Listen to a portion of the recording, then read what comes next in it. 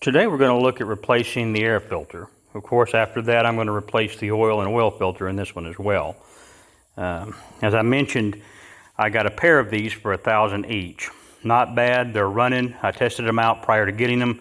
They seemed absolutely fine. Now, I move the lever to take the seat off. The air filter compartment is going to look something like this. What I see here is not encouraging. I see oil on the air filter. That's a different problem to contend with, but it's something I'll look at a little bit later. But right now, we're going to take the air filter out. What I have here is a hose clamp. I don't have anything holding it on the other end, so all I have to do is replace this filter and clamp it down. I bought the replacement in advance, of course, and I'll be changing that out in the next portion. Neither of the four-wheelers I got have been maintained very well. Black oil, bad air filters. The other one was chewed up completely, and I mean chewed up as in a hole was in the air filter itself. So I know it hasn't been checked. I don't know if they've ever been replaced, but as far as getting maintenance done, as soon as you buy something especially used, you need to go ahead and take care of the maintenance. Now, I loosened up this hose clamp, and I had to pry with a flathead underneath this seal to get it to come out. It was stuck. It was in there really good, and that should not be the case. So now that this filter's out, I can take a look inside, and I have this metal part here. On the other one, I have a metal part that actually bolts into the box itself right about here, where the air filter attaches here. Either way, it doesn't matter. As I mentioned, with anything else, whenever you take something apart, pay attention to how it comes apart and put it back together the same way. As I mentioned, you'll have something similar on all ATVs. This, I could see from the filter that there's a metal part in here that the filter goes around, so it needs to come out.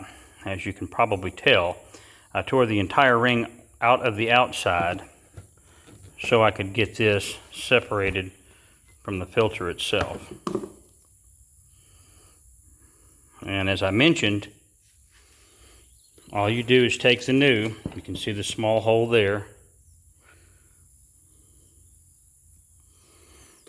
take the new and reassemble it. It's going to take a minute for me to gently take a screwdriver and ease this down into the new filter. So I'm going to go ahead and stop for a moment. In addition to saving some time, stopping the video and reinstalling, it also helps keep this channel more of rated G or maybe PG-13. It was a bit of a hassle to get this on.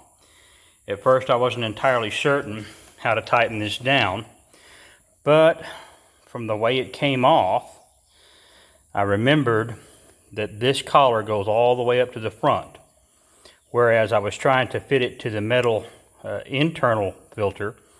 That would not work.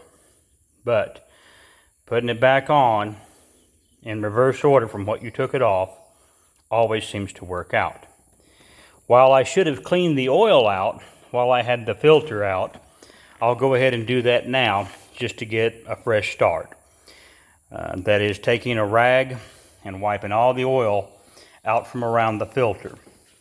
Now presumably what will happen is once I've finished the rest of the maintenance on this four-wheeler, that will unclog any of the routes that the oil needs to take that is possibly causing a blowback through the air filter and causing oil around the air filter, in the air filter, and messing this up. So hopefully the next maintenance will take care of it.